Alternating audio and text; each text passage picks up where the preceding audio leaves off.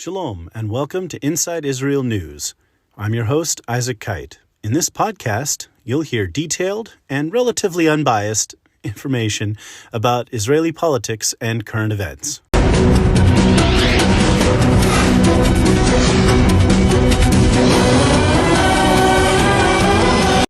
So we've had a lot of exciting news this week. This is going to be an interesting episode, and we'll have some polling data, international news, and a lot of political news. Like I said, the filing deadline has come and gone.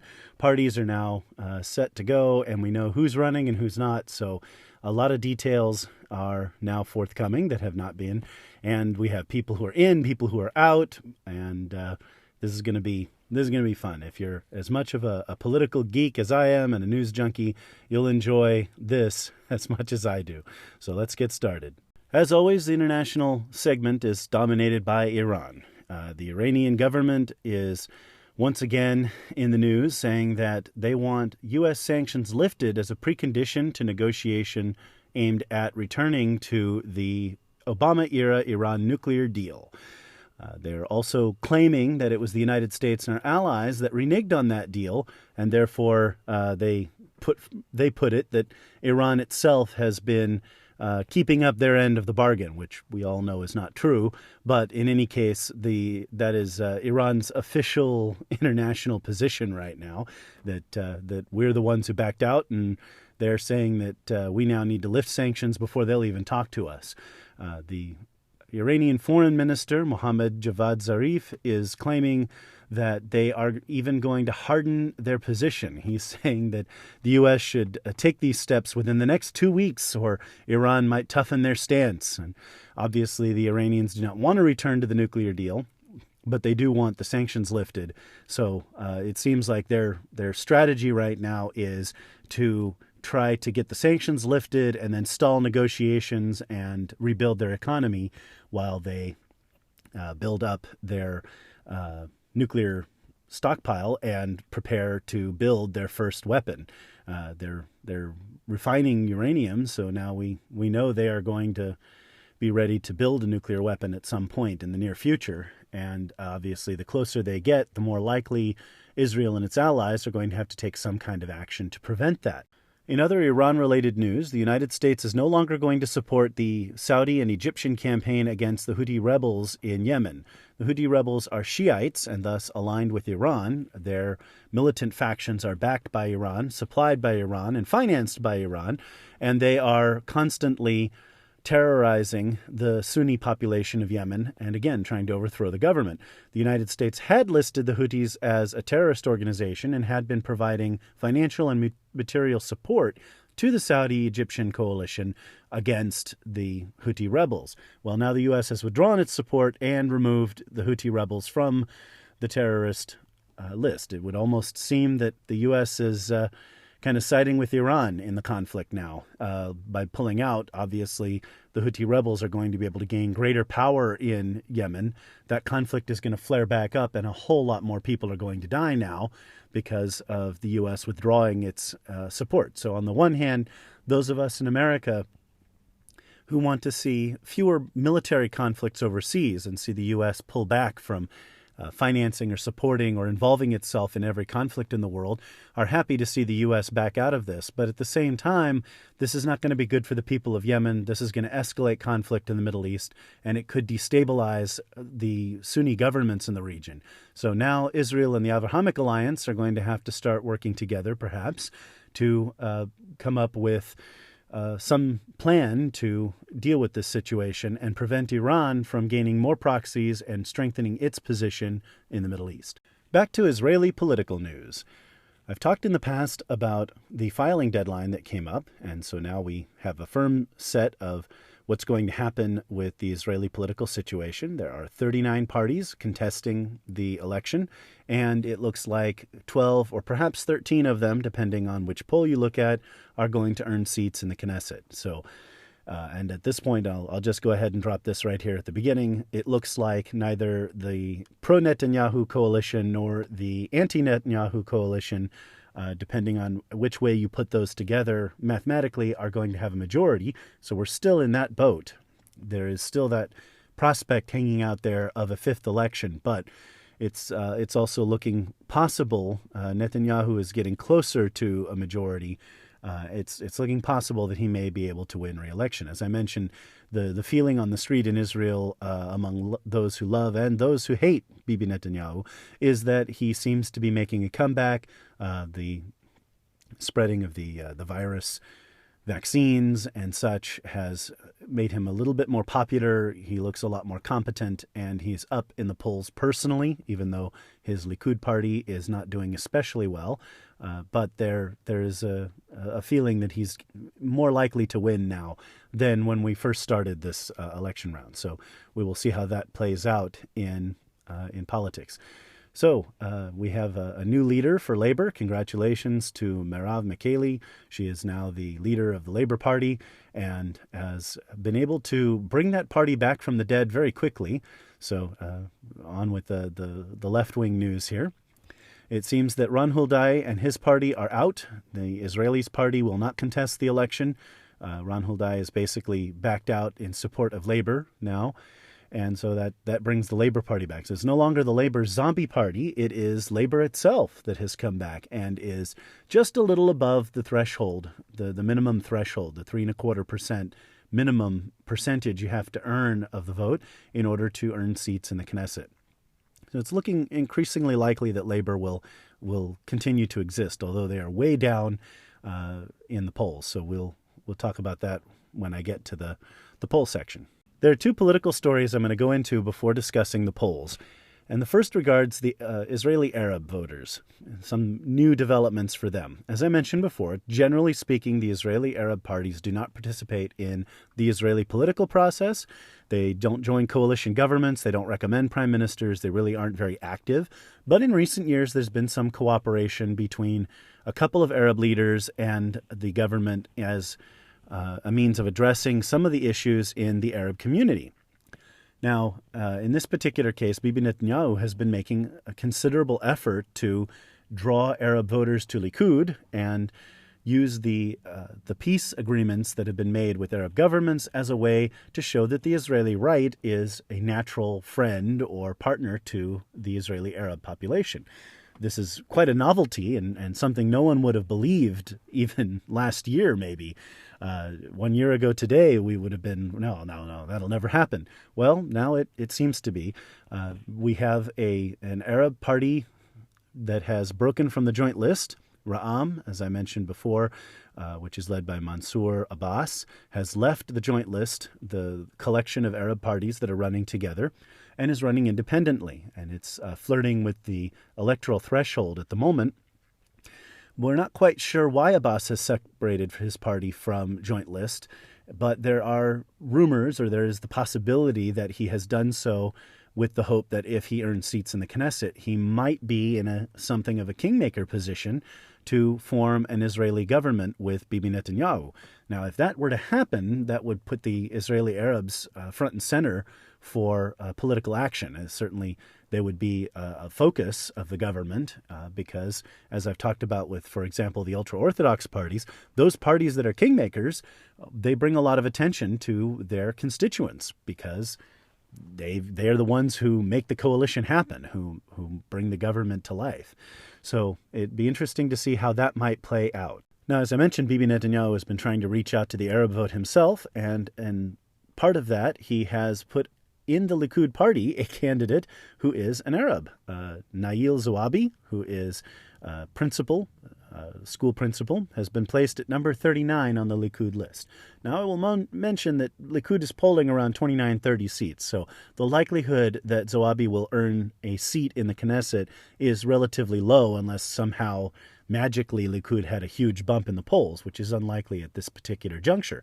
So it's a token placement of a candidate down below the likely threshold for where Likud is going to earn seats. But it is a step, and Netanyahu continues to try to court Arab votes to Likud.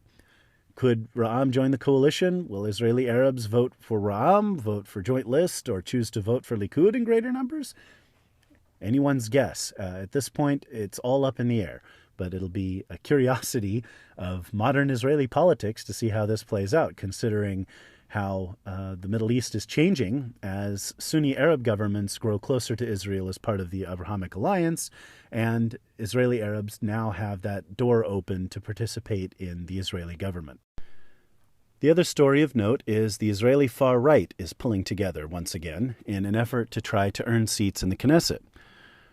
Bezalel Smotrich has pulled together an alliance of ultra-religious parties that are not like the Haredi ultra-Orthodox parties, but more religious nationalist parties. These are something a little bit different, so I'll have to go into some detail to describe that. In any case, Smotrich has pulled together an alliance of parties, including Otzma and Noam, that are very socially conservative parties and somewhat militant. The traditional right in America, as we understand it, is between people who are religious, but religious within the context of the Protestant work ethic. So they're socially conservative, but they value, say, independence, hard work, the ability to stand on your own 2 feet, the dignity of being able to work and provide for your family. Obviously, the ultra-Orthodox parties in Israel, while they are socially conservative, don't share those values of hard work and independence because the men don't work and leave their wives to support them or live off of the welfare state. Well, these differences make a big difference. So the religious right in America is very closely associated with the economic right. We think of the right in America as being more, I want to say, libertarian and its extreme. That on the far right, you have people who believe in minarchy or minimalist government. So they prefer that people look to religion or look to themselves to provide for themselves. They want a minimum of governance in their lives and control, and they want freedom, a maximum of freedom. Well, that is an American outlook on the right. So the American right is very libertarian. The right, as it's described internationally, is something a little bit different. In most countries, right and left are defined more by nationalism versus internationalism, by a sense of a strong government that works for the interests of the main ethnic group in the country versus a strong socialist government that works for greater international goals. It's a little bit complicated to describe. In any case, it's different from the American right. So this far right in Israel that I'm talking about now are a little bit religious, but they are very militant, and they believe in a strong government, and they are not against socialism in the sense that the government would control the economy or what have you. They are not libertarian at all. They want the government to have the kind of power and control that would, say, force religious laws on people. And the Otzma party in particular is an offshoot of Meir Kahana's movement that is very militant, and they advocate for a militant solution or military solution, let's just say, to Israel's problems. So that is a very extreme position, and it is one that is very much frowned upon among Jews and in Israeli society. Israel was founded to be a peaceful country. We don't have any intention to harm anyone, and the idea that Israel would go out and just force people off their land and kick them out and be willing to kill people in large numbers if they resist is just abhorrent. So these people are very much at the fringe. Now, I'd be unfair to them if I left that there. These are not people who are as monstrous as they might seem. Those who are running for office tend to be a little bit more moderate than that. And obviously, if they were to serve in a coalition, they would have a minimum of influence in terms of the military situation. But you just need to understand that the far right in Israel is fascist, not libertarian. And it is a complicated thing because you get some of these politicians who are, say, Kahanist or whatever, and they'll come over to America and be celebrated by American conservatives as, oh, look, these are these like-minded Jewish leaders from Israel. And you need to know that these are not like-minded people. These are people who have very different interests at heart, and they'll be happy to tell you all kinds of nice and wonderful things. But at the end of the day, they can advocate for some pretty abhorrent ideas. Well, this religious alliance of three parties does not include the Jewish Home Party. Beit HaYehudi has decided to support Yaminah, which is led by Naftali Bennett. So this far right party is just tickling at the threshold for earning seats. Now, in both of the polls I'm going to describe, they are above the threshold, but that could change as we get closer to the election.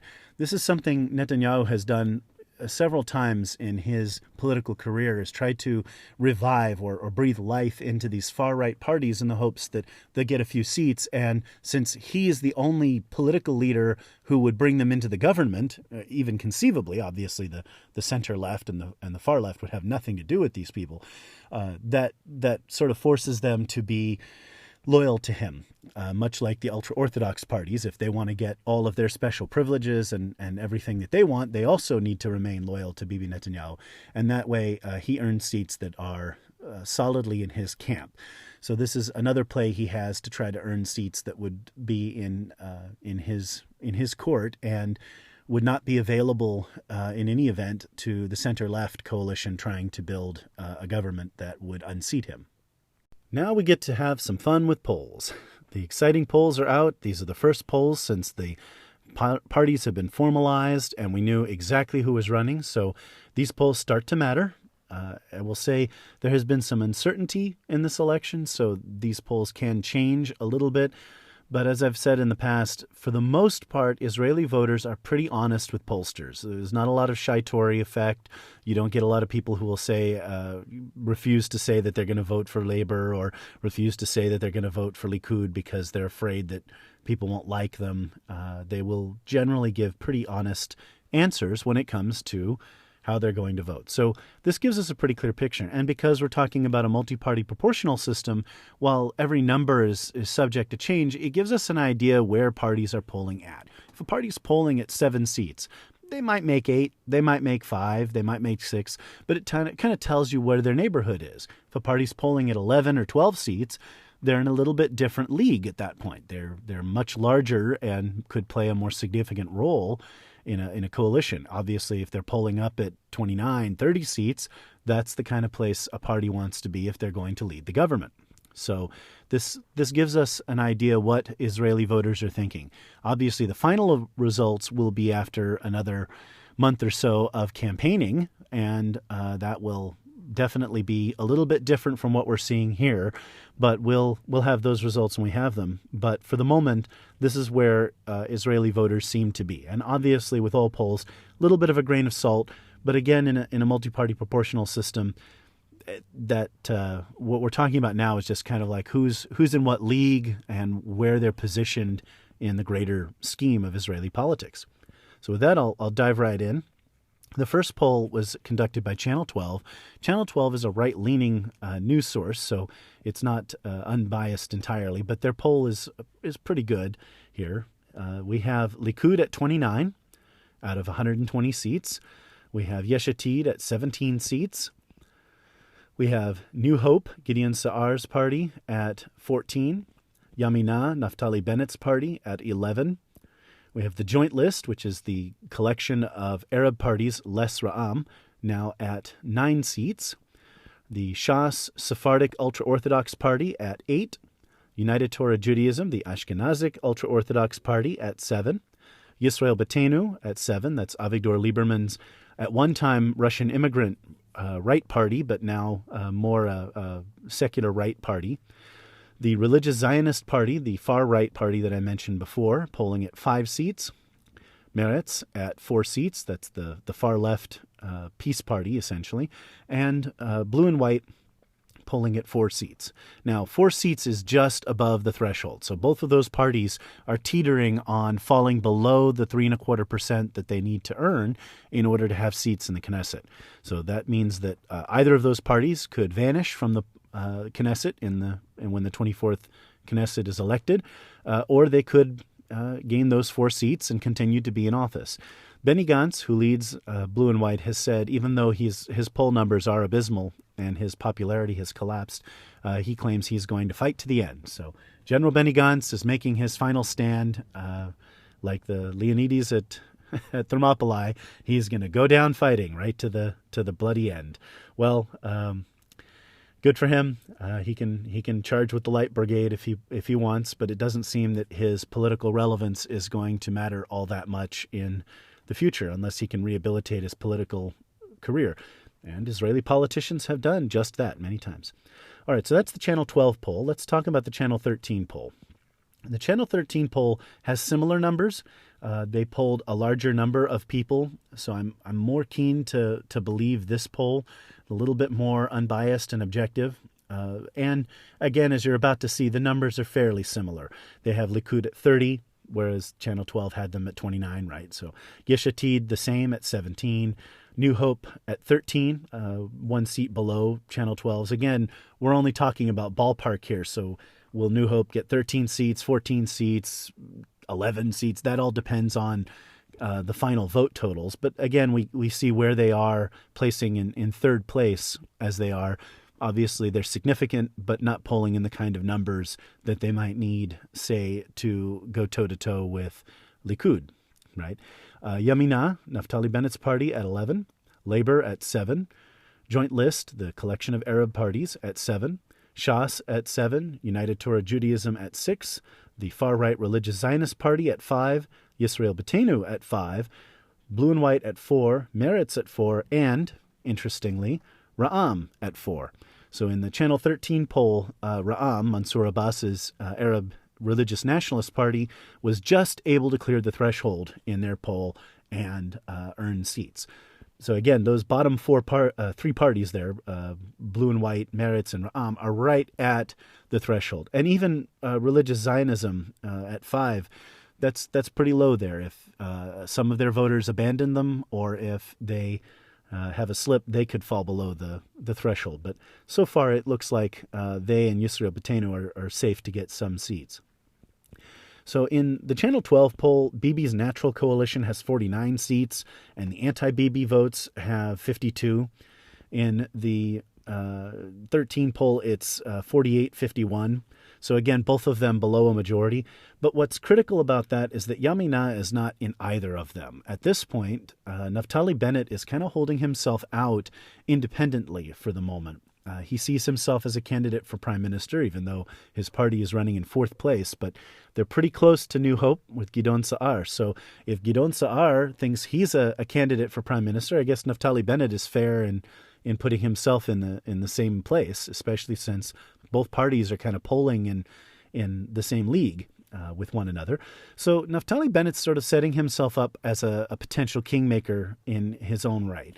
He's out there with his 11 seats. If he were to join Bibi, he would put Bibi awfully close to being able to form a government. As we saw, Bibi's numbers are 48, 49. 11 seats would bring him just shy of a majority in either case, either at 59 or 60 seats, depending on how the final numbers all come out. Well, that puts him right on the cusp of forming a government. And likewise, with the anti-Bibi coalition at 52 or 51 seats, joining with them could bring an end to Bibi Netanyahu's term as prime minister. Naftali Bennett could be the kingmaker who brings all those center-left and center-right parties together and sends Bibi packing. So he's putting himself out there in that position. And that's a really interesting place for him to be, and for his supporters, his constituents, especially those who are residents in the Shomron and Yehuda, Samaria and Judah, the mountainous ridge where Jerusalem is in the center of the country that the international community calls the West Bank. So this is interesting. In terms of head-to-head polls, now, again, with a grain of salt, these head-to-head polls don't mean anything because there is no direct election in Israel, but they are interesting from the point of view of, here we see, say, Likud at 30 seats, but a lot of people who are voting for other political parties would like to see Bibi Netanyahu as prime minister. They're just not voting for Likud. So these polls give us some insight into what people are thinking in terms of who should be prime minister. In a head-to-head matchup between Gidon Sa'ar and Bibi Netanyahu, who would you like to see as prime minister? Bibi has 34% to Sa'ar's 31%. Now, that's critical because that puts Sa'ar right in the same ballpark with Bibi in terms of leading the country. Basically, almost as many people have sufficient faith in him to be prime minister as have in Bibi Netanyahu. That changes when we put other candidates up. Naftali Bennett of Yamina, were he to be put up against Bibi Netanyahu as a candidate, Netanyahu gets 33% to Bennett's 24%. In a head-to-head matchup between Netanyahu and Yair Lapid, the leader of the center-left Yesh Atid party, which is polling around 17 seats, holding very steady in second place. He's kind of the populist center-left, and I'm going to talk about his party in a future episode, so you'll get more detail on Yair Lapid coming soon. His head-to-head matchup, however, has Bibi at 42% to 25% for Lapid. So when we look at right-wing prime ministers that could compete with Bibi Netanyahu, Gideon Sa'ar obviously comes very close, being up at 34-31, Sa'ar at 31 against Bibi. So you have a margin of just 3 points there, right? So close to the margin of error, right? With Bennett, obviously, we see a different story there, with a third voting for Netanyahu and less than a quarter for Bennett. And something similar with Yair Lapid. However, once we move to the center left and we say, well, which of these two should be prime minister, and we compare Lapid to Netanyahu, now we get a lot more people on the right who are willing to support Netanyahu in that situation. So Bibi jumps all the way up to 42% against Lapid's 25%. So what we're really looking at here is, it seems that Israelis are okay with the center-right, center-left coalition without Bibi, but they don't seem to want it to be led by any of the center-left politicians. And that's a curious place for Israeli politics to be. So Gideon Sa'ar is really making his mark as a competitor to Bibi, but it's still not clear he'll be able to unseat him. And again, with Yesh Atid polling at 17 seats, Yair Lapid would have more seats than Gideon Sa'ar in that coalition. And so Yair Lapid would not want to sit in the back seat, right? I mean, he would use those 17 seats, having the largest number of seats in that potential anti-Bibi coalition. He would want to put himself up for prime minister, perhaps in a 2-year rotation with Gideon Sa'ar. So this is a curious place to be. If somehow New Hope were able to gain more seats, they might be able to compete more directly with Lapid. But the fact is, the likelihood that New Hope is supposedly going to jump, let's say, to 25 or 30 seats and put them way ahead of Yesh Atid is just not that great at this point. These are the battle lines that are being drawn now. Unless somebody completely collapses, and maybe somebody makes a bad comment, or their party base just completely abandons them, chances are this is the ballpark we're going to be working with. And so this is where we're at. Now, looking again at the Channel 13 poll, where Ra'am cleared the threshold with 4 seats, there is that sort of interesting possibility that that curiosity that had never existed in Israeli politics. Suppose, let's just say, we have in that poll Bibi at 48 seats. Suppose that Yamina joins that coalition, and so now we have the 48 seats of the natural partners with Bibi Netanyahu, plus the 11 of Yamina, puts them at 59 seats. If Ra'am were willing to join that coalition and be part of that government, they would have 63 seats. That would be a majority. And that would put Mansour Abbas in a very critical position as kingmaker, along with Naftali Bennett. And that would certainly bring some change for the conditions of Israeli Arabs in living in Israel, and certainly put their party in a very different position. Now, would he be able to sell that to supporters? It's not clear, but you just have to imagine the kinds of concessions he could extract from Bibi Netanyahu to form that government. And having done so, that coalition being far right except for Ra'am, and with Ra'am having earned those concessions, investment in their communities, changes in law enforcement practices, who knows what he could demand? He could ask for anything. And in that situation, and that would create a relatively strong coalition that might go the full 4 years with Bibi Netanyahu at its head, or perhaps in rotation with Naftali Bennett, which Bibi has offered Bennett before. So we'll see how that goes. Some curious possibilities. Right now, even though the word on the street is that people think at the end of the day, when all of this plays out, that Bibi's likely to win, again, the great likelihood still hangs out there that neither side will be able to form a government, and this will go to a fifth election sometime in the late summer. Who knows how it'll play out? But this is where the polls stand now, and it's fascinating. So this is the fun. I really enjoy these elections. I hope you have the passion for Israeli politics that I do now, and enjoy how all this could play out. One interesting thing about multi-party proportional systems is that you get to play a little bit with the numbers and, well, what if this happened, or what if this party joined that coalition?